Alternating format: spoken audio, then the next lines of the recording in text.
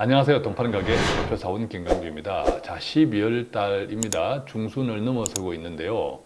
2020년 올해를 정리하고 내년을 준비하는 아주 중요한 기간이죠.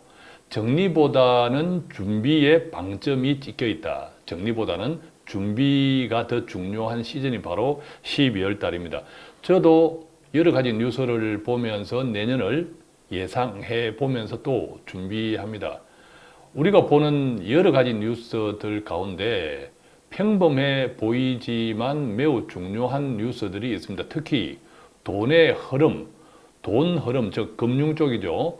돈의 흐름에 대한 뉴스들은 매우 중요합니다. 결국 우리가 자본주의 또 투자 이쪽은 결국 돈의 흐름이 매우 중요하죠. 돈의 흐름에 따라서 많은 변화들이 있습니다. 예를 들면 올 한 해 주식시장도 돈, 즉 유동성 때문에 오른 거죠. 자, 제가 본 최근의 뉴스 가운데 가장 큰 뉴스, 평범해 보이지만 아주 의미가 큰 뉴스가 바로 은행 대출입니다. 자, 우리가 이 뉴스는 아마 다 알고 계실 겁니다. 은행권, 금융권에서 고소득자들에 대한 전문직 종사자 등을 포함해서 이 고소득자 전문직 종사자들에 대한 신용대출 한도를 줄이겠다. 예컨대 변호사 이런 분들한테 기존에는 3억 원까지 신용대출 마이너스 대출을 해주었다면 앞으로는 1억 원까지로 축소하겠다. 이런 등등의 뉴스들 다 들어보셨죠. 자, 이것은 어떤 의미일까요? 결론적으로 저는 굉장히 중요한 뉴스다. 이렇게 생각을 드리고 은행 대출이 줄어들면 그래서 걱정되는 것들이 연쇄적으로 생깁니다. 자, 그 연쇄적으로 생기는 것들이 무엇이고 그것들은 구체적으로 우리의 경제 또는 투자 활동에 어떤 의미가 있는지 또 우리는 어떻게 준비해야 하는지 등등을 중심으로 오늘 같이 한번 공부해 보겠습니다. 답답할 땐 언제나 돈 파는 가게. 자, 먼저 우리가 아는 뉴스 한번 가져와 볼까요? 은행 대출 문이 좁아진다. 하나은행 전문직 대출 한도 대폭 축소 예정. 자, 이것은 하나은행뿐만 아닙니다. 모든 은행에 다 해당됩니다. 그래서 이러면 이달 말, 즉 12월 말 시행할 듯. 이것은 곧 내년에 크게 영향을 미친다라는 뜻이죠. 자, 구체적으로 볼까요? 하나은행은 의사, 변호사 등 전문직 대출의 기본 한도를 기존의 최대 3분의 1 수준으로 내린다라고 하는데 이것은 앞서 말씀드린 대로 모든 직군, 모든 은행 다 해당된다 이렇게 이해하시면 되겠고 자, 그렇다면 은행권에서는 왜 대출 한도를 크게 축소할까요? 알고 있는 것처럼 저금리, 돈을 빌려 쓰기 쉽죠? 금리가 싸니까 또 코로나 등등으로 인해서 돈의 수요가 많이 증가했죠. 결과적으로 대출이 엄청 많아지면서 은행을 중심으로 이 대출 증가, 가계대출, 가계부채가 엄청 많이 늘어난 거죠. 그래서 우선 가계대출을 관리해라 라는 측면이 있는데 자, 이것만 생각하면 의외로 이 뉴스가 별것 아닌 것처럼 느껴지죠. 자, 그런데 고소득자, 전문직 종사자라고 하면 우리 사회에서 부유층, 자산가 분들이 많습니다. 자, 그분들의 대출을 제한하겠다. 이 의미는 어떤 영향이 있을까요? 자, 두 번째 뉴스 한번 보겠습니다. 연결되는 겁니다. 고소득자 대출 한도 축소와 연결되는 겁니다.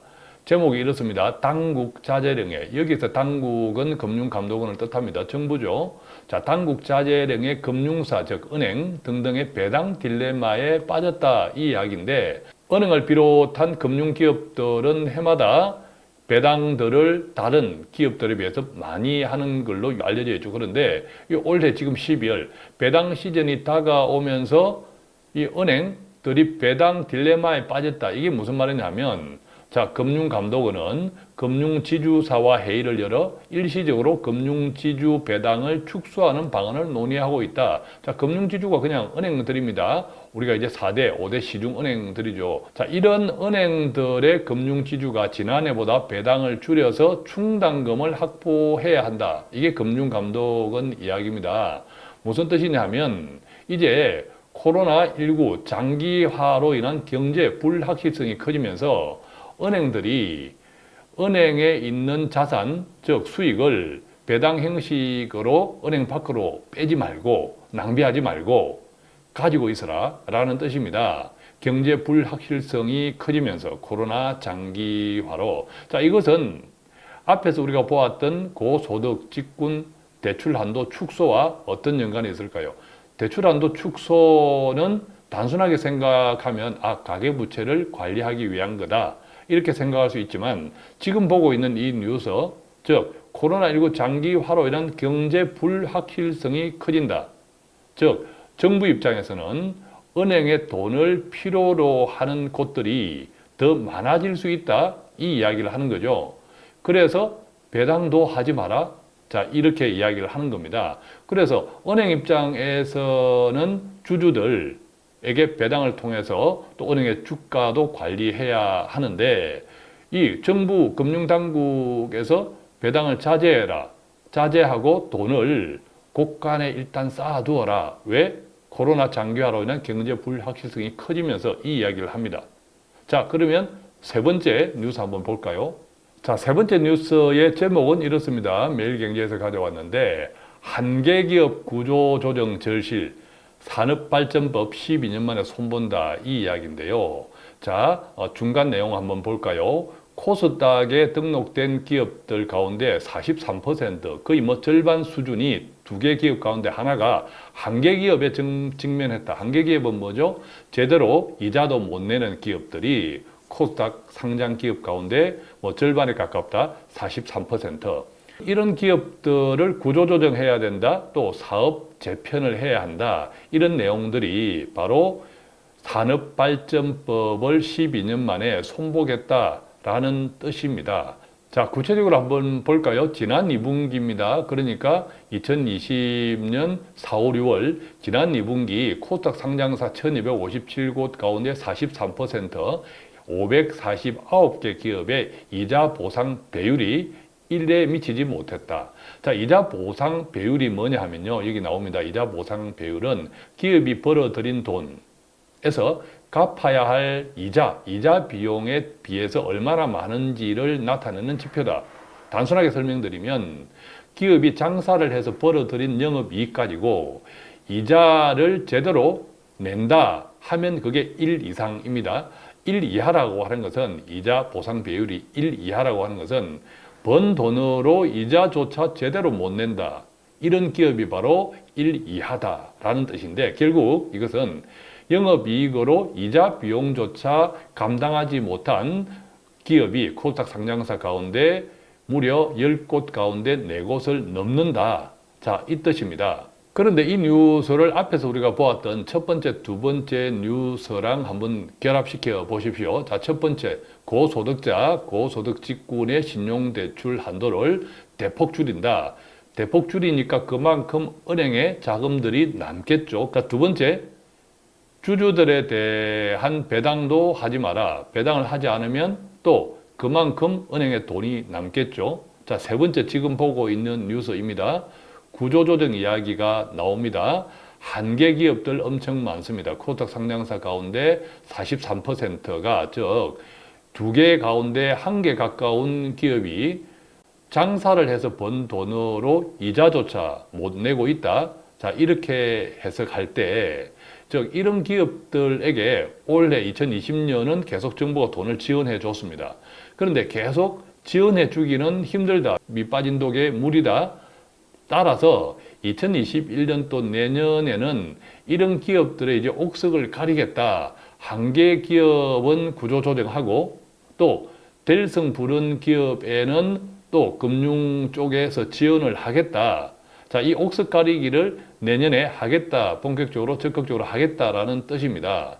자, 이 이야기는 그만큼 경제에서 크게 돈의 흐름이 크게 바뀐다라는 뜻이죠.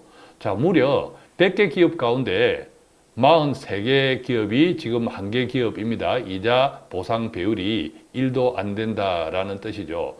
자, 그런데 여러분, 돈의 흐름이 이렇게 바뀔 때 주식, 즉 코스닥 상장사, 또 코스피 상장사도 있겠죠. 이런 기업들, 즉 주식 시장에만 영향을 줄까요? 자, 이 기사를 또 한번 보겠습니다. 12월 초순에 열렸던 대한민국 재테크 박람회에서 고종환 대표, 자, 이분은 부동산 전문가 중에 한 분이죠. 이분이 어떤 이야기를 했냐면, 현재 부동산 시장은 거품 국면이다. 자칫 팔 기회를 놓칠 수도 있다. 이렇게 이야기했습니다. 자, 앞에 뉴스들을 몇 가지 또 같이 종합해 보겠습니다. 은행 대출 줄이니까 은행 돈 남죠. 그 다음에 또 배당을 자제하라고 하니까 자제한다면 그만큼 은행 돈 남죠. 그것 가지고 뭐 한다고요? 내년에 한계 기업들 구조조정하겠다라는 거죠. 전체 경제가 크게 흔들릴 수 있죠.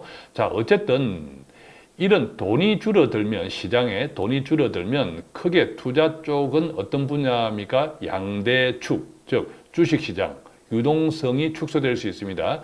2020년 올해는 돈의 힘으로 주식이 올랐죠. 경제를 왜곡했습니다.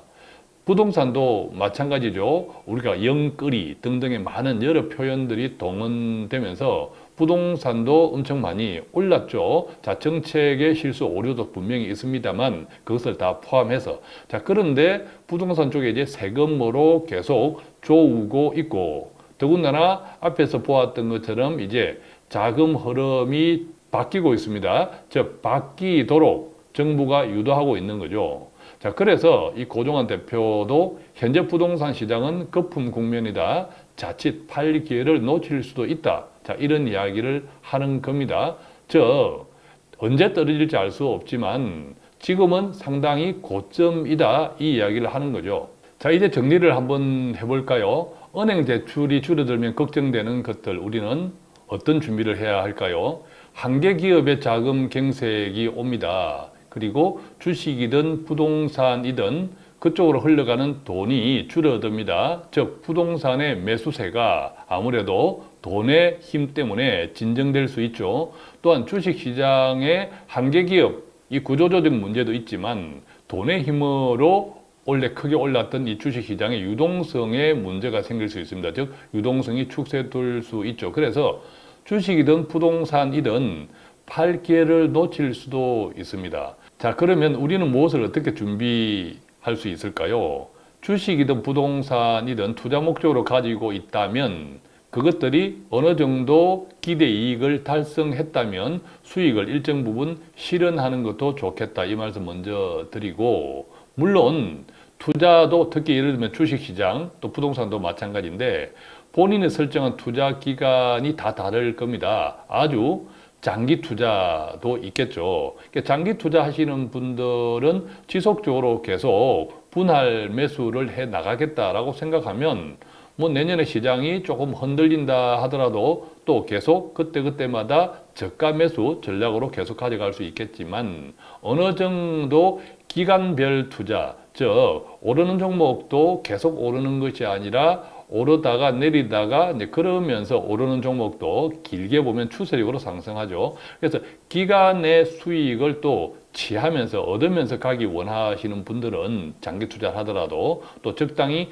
수익이 생겼을 때 팔고 또 조정을 받을 때 다시 밑에서 사고 이제 이런 등등 너무 이제 자주 사고 파는 것은 개인 투자자가 바람직하지 않지만 그런 기회도 삼을 수 있겠다. 이렇게 좀 생각을 해보고요. 어쨌든 은행 대출이 줄어들면 이 걱정되는 것들 한마디로 돈의 흐름이 바뀝니다. 돈의 흐름이 바뀌었을 때는 제가 오늘 몇 가지 뉴스를 연결시켜 가면서 같이 한번 공부해 보았지만 그 파급 효과들이 많습니다. 자, 그래서 우리는 어떤 정보를 볼 때 말입니다. 평범해 보이는 그 뉴스에서 특히 돈의 흐름에 영향을 주는 뉴스는 그 다음 어떻게 될까 계속 예상을 해보면서 그것들을 본인의 자산에 적용해 보는 것. 자, 이런 방법들은 크게 보면 내 자산을 관리할 때 거시적인 지표 속에서 미시적인, 즉 구체적인 정보들을 결합시키는 하나의 방법이겠죠. 오늘은 은행 대출이 줄어들면 걱정되는 것들을 중심으로 같이 공부해 보았습니다. 좀 도움이 되셨나요? 돈 파는 가게는 오늘도 조금이라도 돈 되는 정보를 배달해 드리기 위해서 최선을 다하고 있습니다. 혹시 궁금한 내용이 있다면 간단하게는 02-5360-153 또는 카카오톡 플러스 친구, 돈 파는 가게 머니 슈퍼마켓 1대1 채팅창 통해서 문의해 주시면 아는 범위 내에서 성실히 답해 드리겠습니다. 고맙습니다.